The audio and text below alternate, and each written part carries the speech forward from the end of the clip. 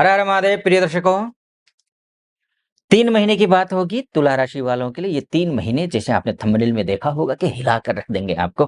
खास आप काफ़ी कुछ खेल बिगड़ जाएगा या अच्छा बन जाएगा, बहुत कुछ होगा। सभी राशियों के लिए अलग-अलग है, लेकिन उससे पहले इस वीडियो में तो तुला राशि की बात करेंगे। उससे पहले आप एक शास्त्रोक्त वाणी सुन लीजिए। यदि किसी में 100 गुण हो, यदि किसी में गुण जो है वो 100 हों, लेकिन उसमें एक दोष हो जो सर्वनाशकारी हो, विनाशकारी हो, तो उसे त्याग देना चाहिए तुरंत।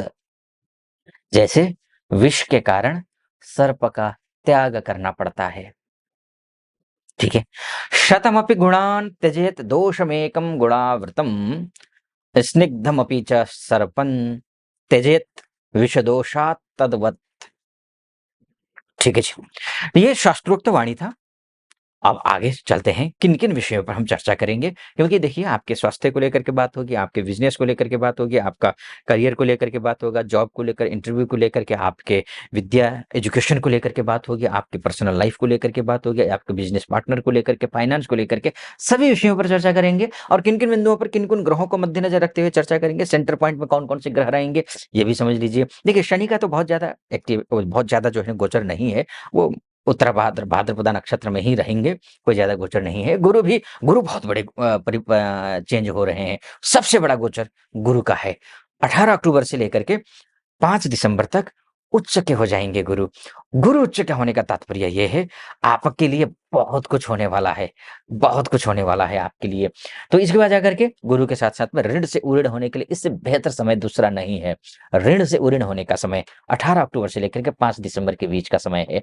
उसके बाद जाकर के आप गुरु जो है वक्री भी हो रहे हैं 11 नवंबर से लेकर के वक्री हो जाएँगे और 120 दिन के लिए वक्री होंगे। बहुत शानदार वक्रनस्तु महावीर्याः कहा गया है। वक्री ग्रह जो होते हैं बहुत बलवान होते हैं, तो वो खूब देते हैं फल, रिजल्ट बहुत अच्छा देते हैं और जिसकी कुंडली में गुरु अच्छा हो जाए, क्योंकि आपकी राशि से तो षष्ठस्थ गुरु होंगे। षष्ठस्थ गुरु जो होते हैं सीधे बिज़नेस हाउस को देखेंगे, यानी कि विदेश में रहने वाले जो है ना बहुत सारी माताएँ हैं, बहनें हैं, भाई-बंधु हैं इत्यादि हैं जो एमएनसी में काम करने वाले हैं, जो विदेश जाना चाहते हैं या फिर एक एक जगह पर जन्म हुआ है, दूसरी जगह जाकर के काम कर रहे हैं, उनके लिए तो अच्छा है, शानदार है, कोई चिंता की बात ही नहीं है।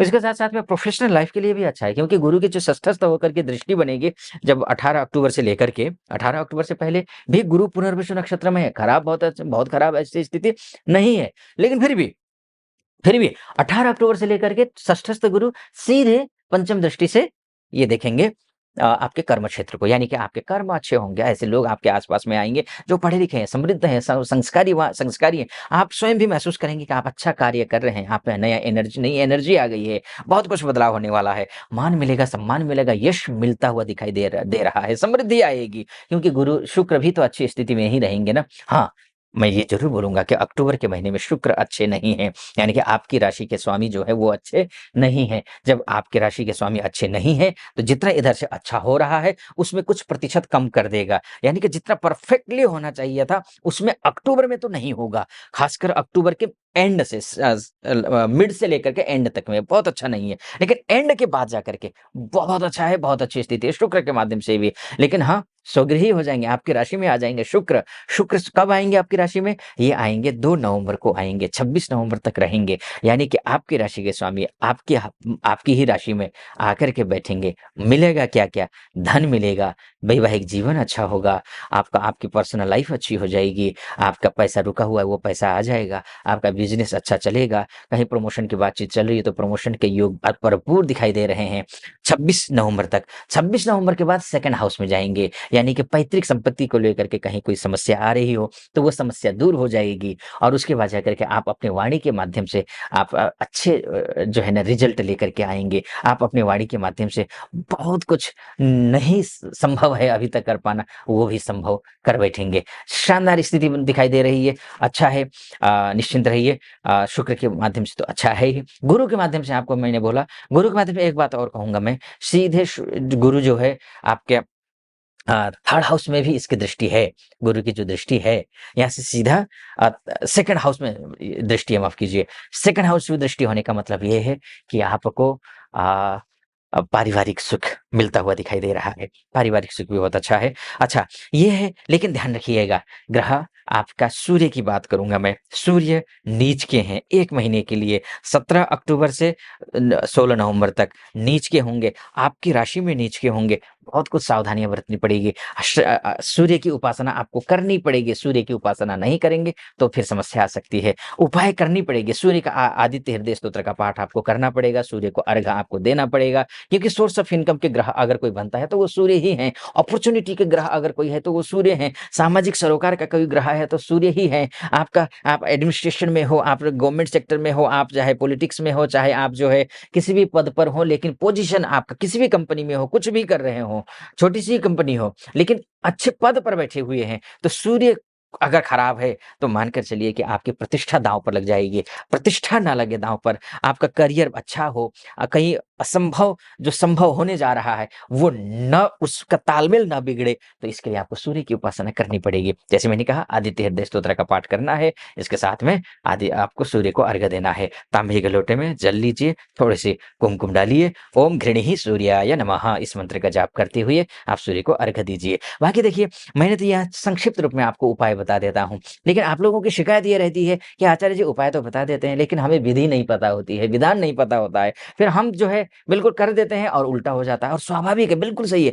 उपाय को अगर बिना सोचे-समझे अगर आप कर देते हैं, उल्टा इसका असर पड़ता है। दान देना हो, जप करना हो, कुछ भी हो, तो उल्टा असर ना पड़े। इसलिए इसको ध्यान में रखते हुए मैंने क्या किया है कि एक शास्त्रार्थ नाम से एक यूट्यूब चैनल बनाया है, उसका डिस्क्रिप्शन में उसका लिंक मिल जाएगा। वहाँ जाइए, क्लिक कीजिए और उस चैनल को जो है ना आप देखिए, हर एक वीडियो को देखिए आप, कौन-सा वीडियो है, कब जप करना चाहिए, कब दान करना चाहिए, कब जो है नहीं करना है, ये सब बताया हुआ है। राहु का, शनि का, सूर्य का, सबका बताया हुआ है। नया चैनल है, अभी शुरू किया है, तो 4-6 वीडियो होंगे, ज़्यादा वीडियो नहीं है।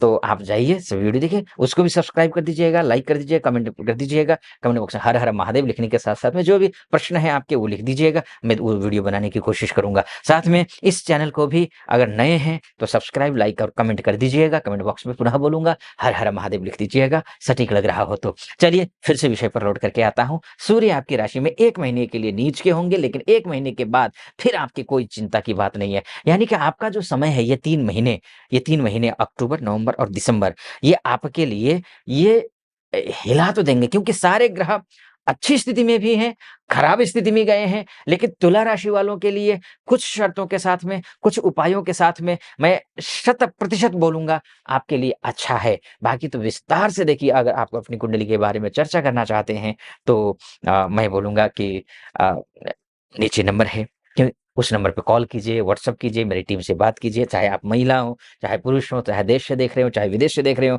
तो उस नंबर पे कॉल कीजिए, व्हाट्सएप कीजिए और मेरी टीम से बात कीजिए, अपॉइंटमेंट ले लीजिए, मैं स्वयं आपकी कुंडली का विश्लेषण करूँगा, है ना? उसके बाद जाकर के बाकी आप ध्यान रखिए, अपना ख्याल रखिए, फिलहाल अनुमति दीजिए। हर हर महादेव।